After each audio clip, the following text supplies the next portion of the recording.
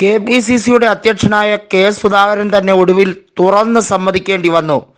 ഇടതുപക്ഷവും കോൺഗ്രസും തമ്മിലാണ് ഇവിടെ മത്സരം. BJPയെ എവിടെയെങ്കിലും സഹായിക്കുന്ന രീതി കോൺഗ്രസ് അവലംബിച്ചാൽ അത് കോൺഗ്രസിന്റെ സർവനാശത്തിലേക്കായിരിക്കുമെന്ന് അദ്ദേഹം തന്നെ തുറന്ന് സമ്മതിച്ചിരിക്കുന്ന ഒരു സമയമാണ്. പക്ഷേ യഥാർത്ഥത്തിൽ കണ്ണൂർ രാഷ്ട്രീയത്തിൽ അദ്ദേഹം പയറ്റിയത് മുഴുവൻ BJPയും കോൺഗ്രസും തമ്മിലുള്ള ഒരു പരസ്പരം കൊടുക്കൽ വാങ്ങലായിരുന്നു. നാളിതുവരെയും കണ്ടതും ആ രീതിയിലുള്ള പ്രവർത്തനമാണ്. അത് പാർട്ടി പ്രവർത്തകർക്കുണ്ടായ ക്ഷീണം വളരെ വലുതാണ് എന്നുള്ളത് ഇപ്പോഴാണ് മനസ്സിലാക്കുന്നത്. കഴിഞ്ഞ 20 വർഷക്കാലം വലിയ തോതിൽ കോൺഗ്രസും BJPയും അതിശക്തമായി തന്നെ CPMനെ എതിർക്കാൻ വേണ്ടി പല രീതിയിൽ കരുക്കൾ നീക്കുകയായിരുന്നു.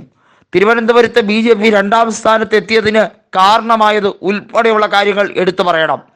BJPക്ക് തിരുവനന്തപുരം കോർപ്പറേഷനിൽ എങ്ങനെ കോൺഗ്രസിനെ മറികടന്ന് 2ാം സ്ഥാനമെത്തി, അതെങ്ങനെയാണ് വളരെ അനായാസം BJPക്ക് കഴിഞ്ഞ 10 കൊല്ലത്തിലധികമായി സാധിക്കുന്നത്. 2015ലെയും 2020ലെയും തദ്ദേശ തെരഞ്ഞെടുപ്പുകളിലെല്ലാം തിരുവനന്തപുരം കോർപ്പറേഷനിൽ BJP 2ാം സ്ഥാനത്താണ്.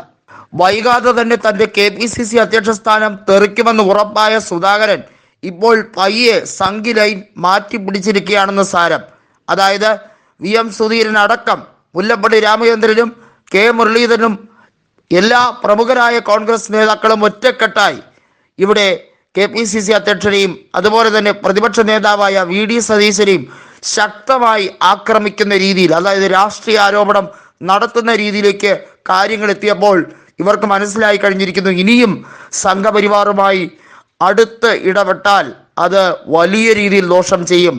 താൽക്കാലികമായി കോൺഗ്രസ് തന്നെ കളിക്കാം എന്നുള്ള ലൈനിലാണ് ഈ 2 പ്രമുഖ നേതാക്കളും ഇപ്പോൾ നിലകൊള്ളുന്നത്.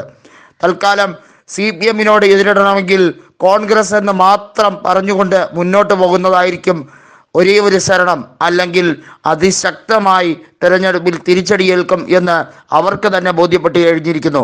പൊതുവെ വളരെയധികം ഹൈപ്പ് UDFന് ലോക്സഭാ തെരഞ്ഞെടുപ്പിൽ ഉണ്ടാകുന്നതാണ്. അതിന് കാരണമാകുന്ന നിരവധി ഘടകങ്ങളുമുണ്ട്. കഴിഞ്ഞ ലോക്സഭാ തെരഞ്ഞെടുപ്പിലും UDFന് ആ മേൽക്കൈ ലഭിച്ചിരുന്നു. എന്നാൽ പഞ്ചായത്ത് തെരഞ്ഞെടുപ്പിലോ അല്ലെങ്കിൽ നിയമസഭാ തെരഞ്ഞെടുപ്പിലോ UDFന് അതിൻ്റെ ഒരു അംശം പോലും ആവർത്തിക്കാൻ കഴിയാത്തത് കേരളത്തിലെ പ്രബുദ്ധരായ ജനങ്ങൾ കൃത്യതയോടെ രാഷ്ട്രീയം മനസ്സിലാക്കുന്നത് കൊണ്ട് തന്നെയാണ്. അത് മനസ്സിലാക്കിയ കെ സുധാകരൻ ഇപ്പോൾ ലൈൻ മാറ്റിപ്പിടിക്കാൻ ശ്രമിക്കുകയാണ്. പക്ഷേ അതുകൊണ്ടൊന്നും ഒരു കാര്യമില്ല.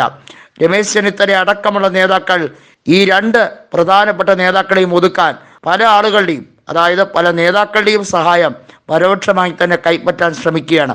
അതിനുവേണ്ടി സുധീരനെയും K മുരളീധരനെയും ഒക്കെ രംഗത്തിറക്കേണ്ടി വന്നാൽ അതിനൊന്നും ഒരു മടിയുമില്ല രമേശ് ചെന്നിത്തലയ്ക്ക്.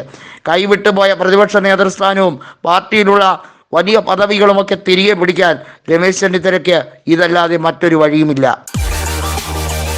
കൂടുതൽ വാർത്തകൾക്കും വാർത്തകളിലെ വസ്തുതകൾക്കും ഈ ചാനൽ സബ്സ്ക്രൈബ് ചെയ്ത് ഫോളോ ചെയ്യുക.